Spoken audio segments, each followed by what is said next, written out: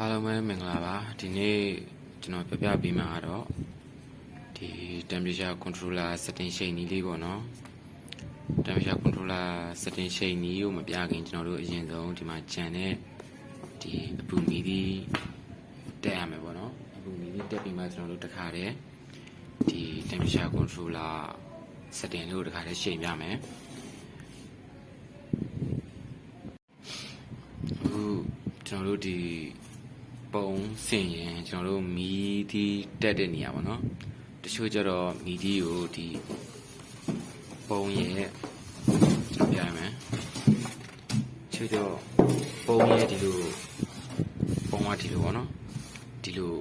ဘေးမှာမီဒီတက်ကြတချို့ကကျတော့ပြီးတော့ပန်ကလည်းထည့်ကြပါတော့ဒီလိုပုံနေမှာအကြီးကတော့ဒီပုံအနေထားလောက်နေရကျွန်တော်တို့ပန်ကမလိုဘူးဗျဘာလို့လဲဆိုရင်ပန်ကအဓိကဒီပုံထဲကအပူအနှံ့ရအောင်ပေါ့နော်ဒီကကျွန်တော်တို့ဒီပုံနေမှာပန်ကမလိုဘူးပြီးတော့မီဒီကိုဒီလိုဘေးမှာတက်เสียမလို့ဒီကကျွန်တော်တို့မီဒီကိုကျွန်တော်ဒီအဖုံးလေတက်မှာ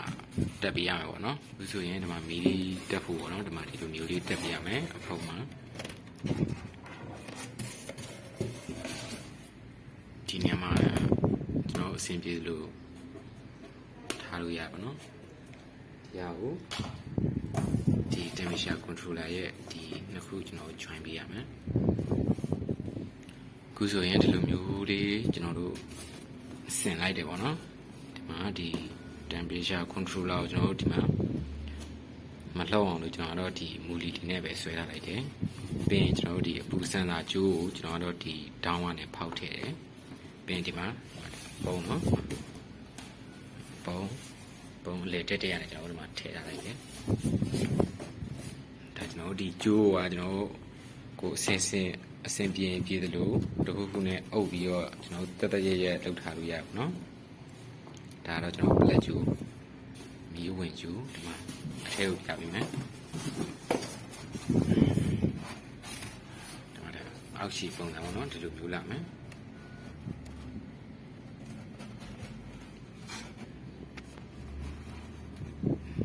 ကျွန်တော်အခုမီးဖွင့်ပြီးစမ်းပြမယ်နော်ကျွန်တော်ဒီကောင်လေးပြန်ဖွင့်လာ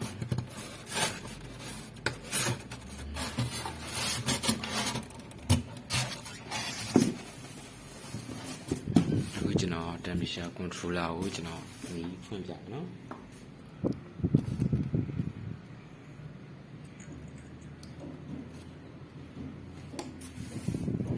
Okay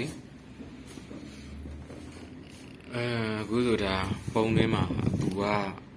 38.9ဒါထွေးနဲ့တက်နေပါတော့ကျွန်တော်အခုအပူချိန်ပြမယ်ဒီမြားအောက်ကကျတော့ကျွန်တော်တို့ဒီအနှိမ့်ဆုံးအပူချိန်ကိုကျွန်တော်တို့တိုင်းမဲ့သူကအခုဒီမှာ40ဆုံးက40.1မှာမြည်ရက်သွားပါတော့ဒါဆိုသူကအနှိမ့်ဆုံးအပူချိန်ကိုသူက40.1ထားတာပေါ့နော်အခုကျွန်တော်အပူညှိပြမယ်ပေါ့နော်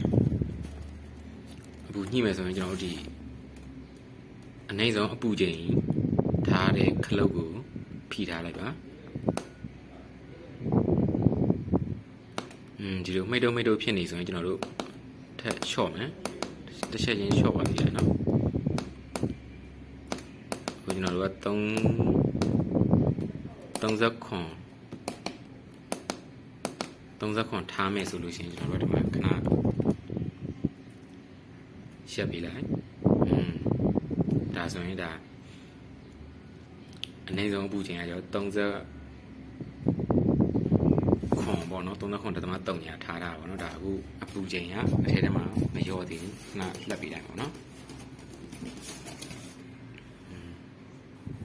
ခဏဖွင့်ပေးလိုက်မယ်အပူချိန်ဖြည်းဖြည်းလျော့လာပေါ့နော်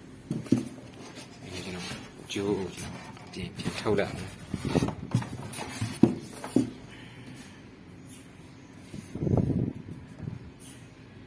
ခဏအေးဝအောင်ပေါ့နော်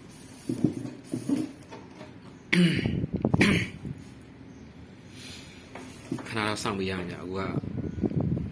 ဒီမှာအပူချိန်ကရမ်းမြင့်နေတော့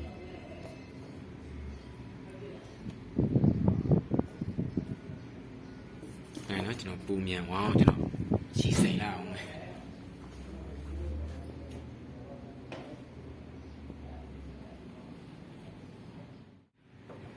အခန်းထဲမှာလည်းအပူကညားနေတော့ဘယ်လိုမှမကြောက်ဖြစ်နေကျွန်တော်ရေလေးစိမ့်ပြီးတော့ပြမယ်နော်ရေလေးစိမ့်လိုက်မယ်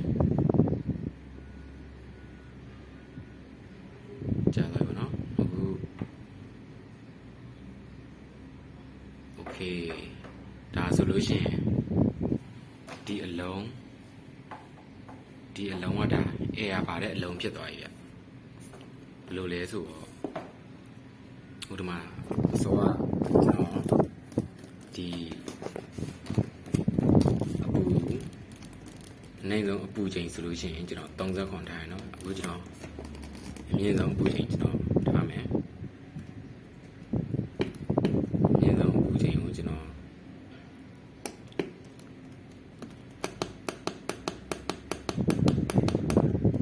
အမြင့်ဆုံးအပူချိန်ကိုကျွန်တော်38ထားလိုက်မယ်โอเค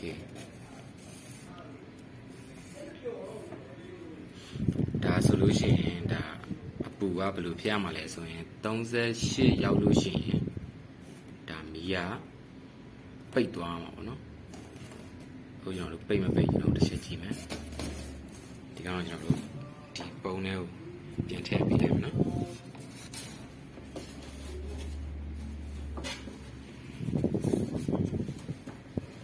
ပြန်ထည့်ကြည့်မယ်โอเค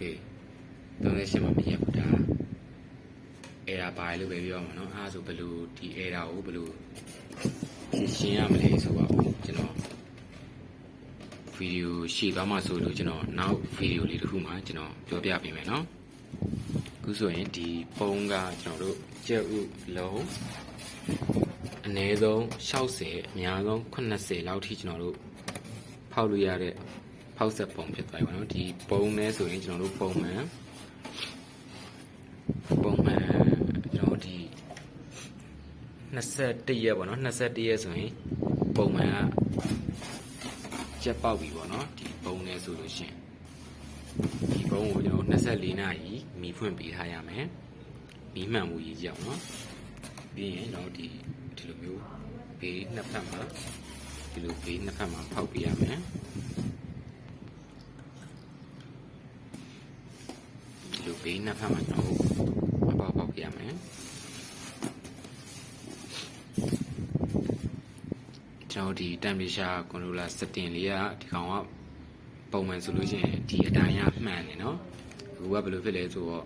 ကျွန်တော်အမြင့်ဆုံးအပူချိန်က38ထားတာအတိုင်းပဲဒီမှာ44ရောက်နေမီးရမပိတ်သေးဘူးဒါဆိုတာerror ဖြစ်နေရလို့ပြောရအောင်နော်ဒီ error ကတော်တော်များများမှလည်းဖြစ်တယ်ပေါ့နော်ဒီဆက်လေးကအဲကြတော့ဒီကောင်ကိုဖြည့်ရှင်းနေရှိရဲကျွန်တော်အဲဒီ temperature controller setting ဖြည့်ရှင်းနေကျွန်တော်နောက်ထပ်ဗီဒီယိုတစ်ပုံမှာကျွန်တော်တက်တင်ပေးမယ်ပေါ့နော်အားလုံးအဆင်ပြေကြပါစေကျေးဇူးတင်ပါတယ်